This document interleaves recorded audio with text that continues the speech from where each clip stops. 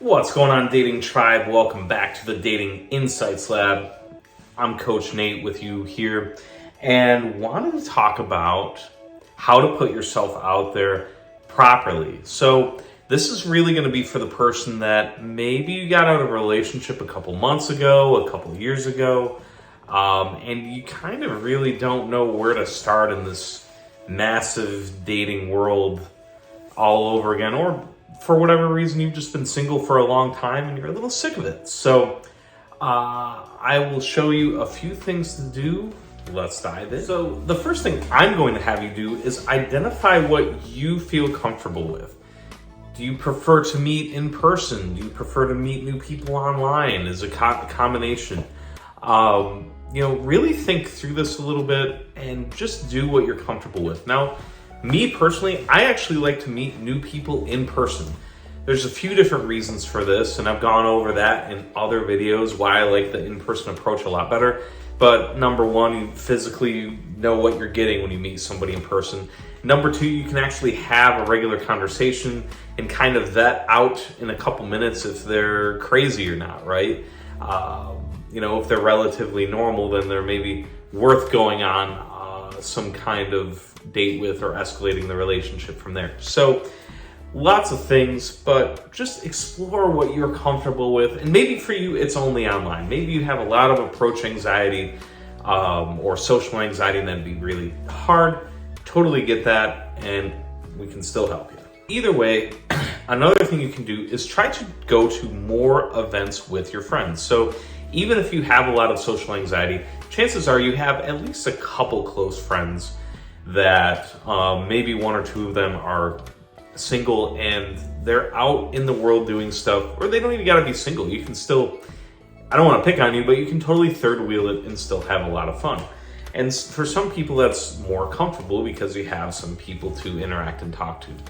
That's okay. Whatever it is though, I invite you to get out in the world and go to more social events. Especially, so let's say, I don't know, you like kayaking, and there's a local kayak group that this coming weekend they're having a kayak event, and you get one of your friends with a kayak to go, right? Well, if you're at this kayak event, maybe it's a little tough to meet because you're all in the water, but like you still have like a common place to start a conversation in person with somebody that you've never met before. Like you can ask them a bunch of different things, like, oh, do you take your kayak like out every weekend, or are you just like a once in a while guy? Do you like to fish off of it sometimes? Whatever it is, right? Now you can do all that stuff online as well, not really from an event standpoint, and I've covered that in other videos, but just again, doing more events, getting yourself out there so you're running into people that you have like some common ground with is a good place to start, and like again, put yourself out there and start meeting new people in new groups. My next step is with your circle of friends, be honest with them about what you're looking for. So this applies to both men and women.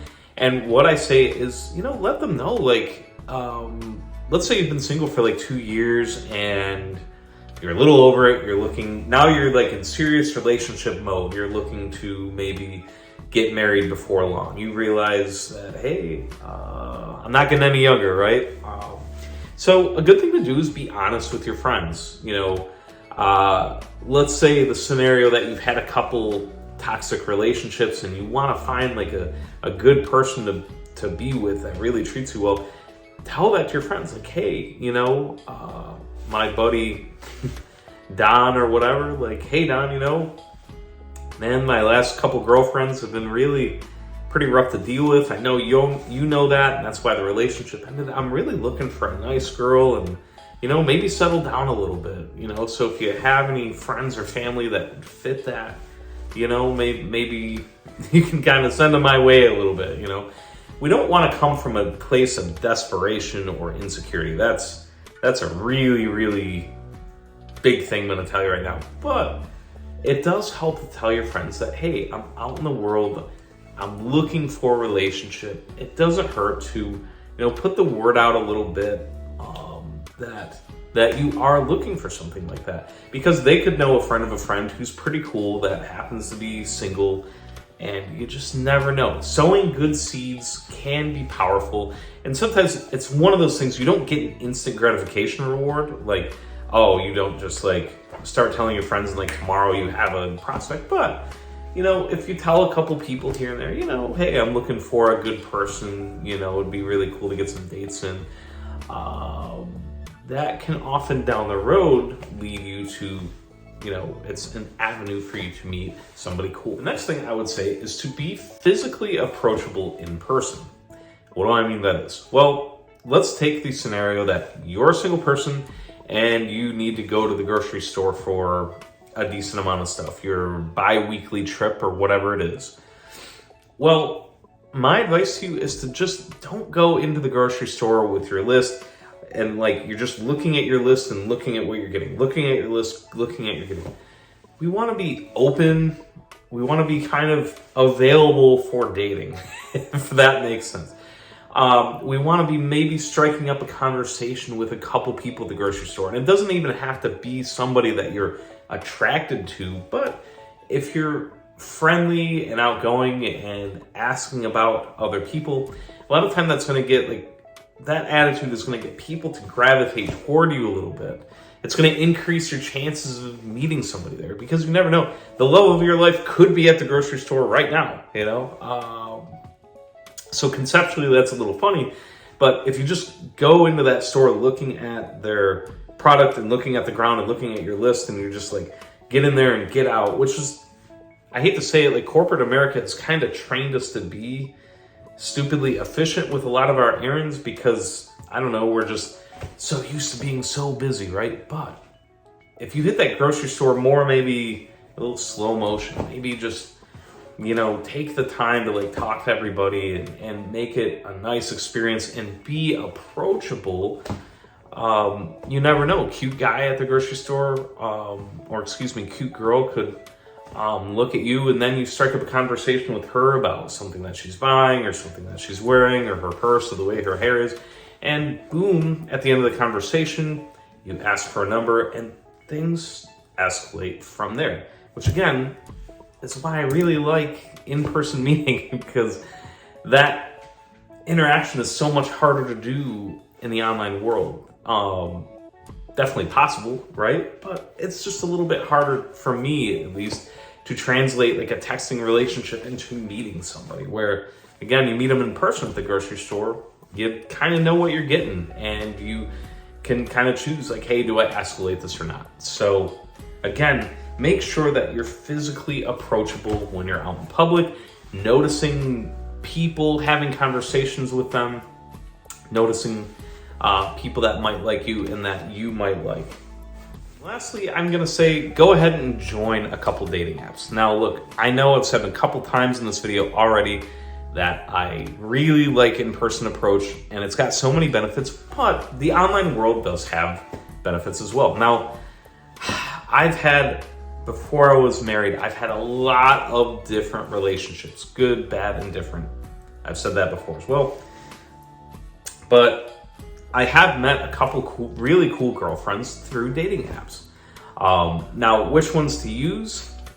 Well, I haven't been allowed to be on a dating app in a bunch of years, so that's a little place of my expertise that I'm a little weak. So I would invite you to find other YouTubers that will give you, you know, something like the top 5 dating apps of 2022 or some kind of review like that for you to learn from. Go find what makes you most comfortable. But if it were me, I would get on about 2 of them. That gives you 2 different avenues, maybe 2 different pools of people that are in your area, but it's also not going to be sensory overload for you either. Now, look at my other video, if you go into my channel, maybe I'll put it in the description, about some online dating tips that are pretty generalized but very helpful. But join a couple dating apps, but keep in mind, if you've never been on them or if it's been a long time, online dating is really, really tough because it's so easy for all of us just to proverbially swipe left. So, you know, you could get onto one of those and, you know, you could look at a girl that looks pretty cute, but then all of a sudden you come across like, I don't know, she's wearing a shirt that you don't like and you're just like, oh, you know, whatever. You could have just swiped left on the chick that was really, really awesome for you, but because something really trivial like a shirt she was wearing or hat, you're just like, psh, you know.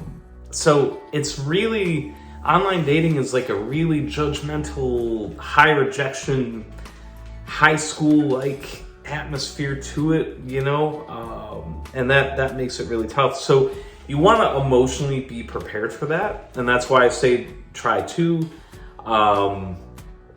But at the same time, there's still a good avenue to meet other singles.